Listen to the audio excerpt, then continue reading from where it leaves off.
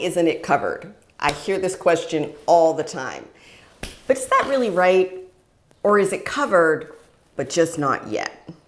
My name is Altiqe, and I started Altiqe Consulting to help employers like you get budgeting predictability with the happy side effect of higher access to higher quality care for your employees and lower out-of-pocket costs as well. So let's get back to that question. Why isn't it covered? I bet you hear that all the time. Our plan stinks, nothing is covered. That might not be exactly right. Probably it's not covered just yet, but there's a lot of confusion about how the components of the plan work, so we're going to talk about those for a few minutes today. So there are four main areas where there is member responsibility. That means that the member needs to make a contribution before the plan makes a contribution. It's generally what is most irritating to members. Copays are the first one. I think we all know what copays are. We pay a copay to the doctor if our plan allows, or a copay for our prescriptions.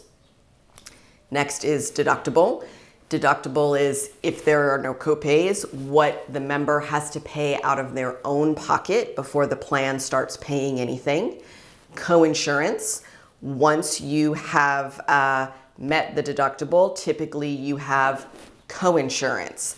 That means for the next amount of claims, the member pays X, usually 20% or 30%, and the plan picks up 70 or 80%. Finally, there is the maximum out of pocket, and that is the maximum that the employee would pay on an annual basis. So I bet if you have a deductible only plan, you hear a lot, our plan is terrible, it doesn't cover anything. That isn't quite right, but let's talk about how to prevent it. One of the consequences of high out-of-pockets, and that could be deductible, coinsurance, or just a high maximum out-of-pocket, is that employees don't seek care. So they don't take medicine for undiagnosed high blood pressure. They don't take any medication or modify their diet for having any of the metabolic syndromes, which in South Texas, where I am located, are rampant.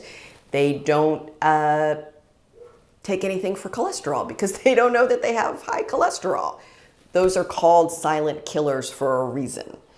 What you don't want is for somebody to not feel well and not go to the doctor because they can't afford it. You know, a doctor visit doesn't cost a copay of $15 or $20 or $40. It costs $100 or $120. And if you're a complex patient, that can be $500. And I don't mean to criticize that that's too much money. I'm not sure that it is, but it is a lot of money for people who make $40,000 a year. So think about how to work on that just a little bit. You can institute copays. You can institute a network where if you go in the network, you don't pay anything. You could have a copay for primary care of $15. You could give access to direct primary care or direct patient care to all of your members for a fixed fee. By doing that, you would eliminate 30% of your spend, maybe a little bit more, and transfer that from an unknown cost into a fixed cost. The happy side effect of that is that people have access to a provider when they need one, and there's no excuse for not going. Many fewer $40,000 emergency room visits over time when that happens. So if you're interested in looking at some solutions for how to make sure that your people get care and they don't have those high out-of-pocket maximums or those high out-of-pocket costs, and you want to get budgeting predictability, click the calendar link below.